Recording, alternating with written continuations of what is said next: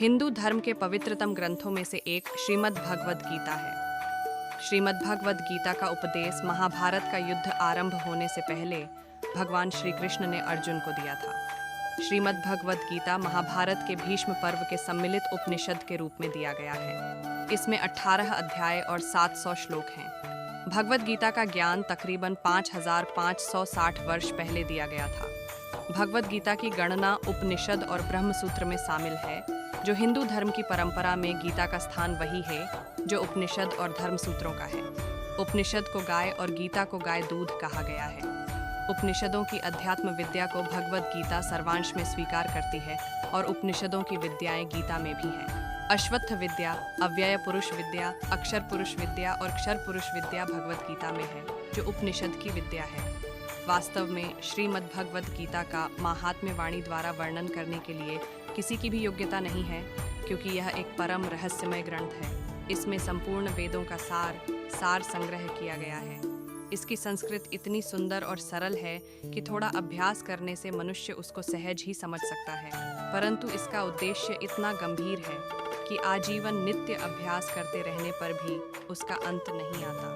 प्रतिदिन नए नए भाव उत्पन्न होते रहते हैं। इससे यह सदैव नवीन बना रहता है एवं एकाग्रचित्त होकर श्रद्धा भक्ति सहित विचार करने से इसके पद पद में परम रहस्य भरा हुआ प्रत्यक्ष ज्ञात होता है। भगवान के गुण, प्रभाव और मर्म का वर्णन जिस प्रकार इस गीता शास्त्र में किया गया है, वैसा अन्य ग्रंथों में मिलना कठिन है, क्योंकि विशेषकर ग्रंथों में कुछ न कुछ सांसारिक विषय मिलता रहता है। भगवान ने श्रीमद् भगवद गीता के रूप एक ऐसा अद्भुत शास्त्र कहा है कि जिसमें एक भी शब्द सदुपदेश से खाली नहीं है। श्री वेद व्यास जी ने महाभारत में गीता जी का वर्णन करने के उपरांत कहा है, गीता सुगीता करने योग्य है, अर्थात श्री गीता जी को भली प्रकार पढ़कर अर्थ और भाव सहित अंतःकरण में धारण कर लेना मुख्य कर्तव्य है, जो कि स्वयं पद्मनाभ भगवान श्री विष्णु के मुखारविंद से निकली हुई है। फिर अन्य शास्त्रों के विस्तार से क्या प्रयोजन है। परिचय। श्रीमद् भगवद गीता हिंदू धर्म का पवित्र ग्रंथ है, जो महाभारत का युद्ध आरंभ होने से पहले भगवान श्री कृष्ण द्वारा गीता का संदेश जो अर्जुन को सुनाया है। भागवत गीता में 18 अध्याय और 700 श्लोक संपूर्ण वेदों का सार वर्णित करते हैं। श्रीमद् भगवद गीता को अर्जुन के अतिरिक्त संजय ने सुना और संजय ने धृतराष्ट्र को सुनाया। गीता में श्री कृष्ण द्वारा 574 श्लोक बोले गए हैं, अर्जुन द्वारा 85 श्लोक बोले गए हैं, संजय द्वारा 40 श्लोक बोले गए और धृतराष्ट्र द्वारा 1 श्लोक बोला गया है। महाभारत का युद्ध गीता की पृष्ठभूमि है। भगवद गीता में कर्म योग, ज्ञान योग और भक्ति योग को भगवान कृष्ण द्वारा सरल भाषा में चर्चा की गई है। गीता संदेश सार। श्रीमद् भगवद गीता का ज्ञान सबसे पहले भगवान ने ज्ञान के प्रतीक सूर्यदेव को सुनाया था। भगवान का कहने का मतलब है कि पृथ्वी की उत्पत्ति होने से पहले ही गीता का ज्ञान दे चुका हूँ। भगवद गीता में संपूर्ण जीवन का सार है। मनुष्य के हृदय में कुतूहल सर्वदा घूमता रहता है कि मैं कौन हूँ, यह शरीर क्या है, इस शरीर के साथ क्या मेरा आरंभ और अंत है, शरीर के त्याग होने के बाद क्या मेरा वजूद रहेगा, यह उपस्थिति कहाँ और किस रूप में होगा, मेरा इस संसार में आने की वजह क्या है, मेरे इस शरीर का त्याग करने के बाद क्या होगा, कहाँ जाना होगा। ही बात सोचकर हम अपने ही बारे में नहीं जानते हैं। भगवान श्री कृष्ण ने गीता में धर्म संवाद के आधार से इन सारे प्रश्न के उत्तर सरलता से दिए गए हैं। इस शरीर में जीवात्मा की मौजूदगी के कारण 36 तत्व एक साथ काम करते हैं। जीवात्मा का स्थान कहाँ है और जीवात्मा किस स्थान में रहता है। जीवात्मा ही शरीर का मालिक है, परंतु एक तीसरा पुरुष भी है। जब तीसरा पुरुष प्रकट होता है, तब 36 तत्व वाले इस शरीर को और जीवात्मा का भी नाश कर देता है। परम स्थिति और परम सत ही उत्तम पुरुष है। एक शरीर को त्याग कर जीवात्मा जाता है, इस गति का वर्णन भगवद गीता में हुआ है। शरीर के मरने के बाद जीवात्मा कर्मों के अधीन होता है, इसलिए जीवात्मा कर्मों के अनुसार अलग अलग योनियों में घूमता रहता है। भगवद गीता का सारांश है, बुद्धि को बारीकी से आत्मा में लगाए रखना चाहिए। कर्म सरल तरीके से करते रहने कहा है।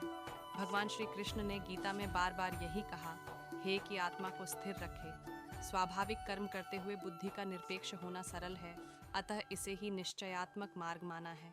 इसीलिए ज्ञान योग, बुद्धि योग, कर्म योग, भक्ति योग आदि का भगवद गीता में उपदेश दिया गया विचार करते हैं तो सभी योग बुद्धि से भगवान श्री कृष्ण को अर्पण करते हैं। इस कारण अनासक्त योग निष्काम कर्म योग स्वयं सिद्ध हो जाता है। श्रीमद् भगवद गीता कलियुग के प्रारंभ के मात्र 30 वर्ष पहले मार्गशीर्ष शुक्ल एकादशी के दिन कुरुक्षेत्र के मैदान में अर्जुन के नंदीघोष नामक रथ पर सारथी के स्थान पर बैठकर भगवान श्री कृष्ण ने अर्जुन को गीता का संदेश दिया था। इस तिथि को प्रतिवर्ष गीता जयंती का पर्व मनाया जाता है। माना जाता है कि प्रथम दिन का उपदेश सुबह 8 से 9 बजे के बीच हुआ था। गीता के अन्य नाम अष्टावक्र गीता, ज्ञानेश्वरी गीता, अवधूत गीता, कपिल गीता, श्री राम गीता, श्रुति गीता, उद्धव गीता, वैष्णव गीता, कृषि गीता, गुरु गीता। भगवद गीता के अध्याय संक्षिप्त विवरण। 1 अर्जुन विषाद योग, अर्जुन युद्ध से पहले शोक और दुविधा में पड़ जाता है। 2 सांख्य योग, श्री कृष्ण आत्मा और कर्म का ज्ञान देते हैं। 3 कर्म योग, निस्वार्थ कर्म करने की महिमा। 4 ज्ञान योग, सच्चे ज्ञान की प्राप्ति का मार्ग। 5 संन्यास योग, कर्म योग और संन्यास का महत्व। 6 ध्यान योग, आत्म साक्षात्कार के लिए ध्यान का महत्व। 7 ज्ञान विज्ञान योग, परमात्मा की अनुभूति। 8 अक्षर ब्रह्म योग, जीवन और मृत्यु के रहस्य। 9 राजविद्या राजगुह्य योग, भक्ति और रहस्यमय ज्ञान। 10 विभूति योग, भगवान की दिव्य शक्तियाँ। 11 विश्व रूप दर्शन योग, श्री कृष्ण का विराट रूप। 12 भक्ति योग, भक्ति से ईश्वर की प्राप्ति। 13 क्षेत्रज्ञीय विभाग योग, शरीर और आत्मा का भेद। 14 गुणत्रय विभाग योग, सत्व, रजस और तमस गुण। 15 पुरुषोत्तम योग, सर्वोच्च पुरुष की महिमा। 16 दैवासुर संपद विभाग योग, दैवी और आसुरी स्वभाव। 1 7 श्रद्धात्रय विभाग योग, 3 प्रकार की श्रद्धा। 18 मोक्ष संन्यास योग, अंतिम उपदेश और मोक्ष का मार्ग। गीता में कुल 18 अध्याय और 700 श्लोक हैं।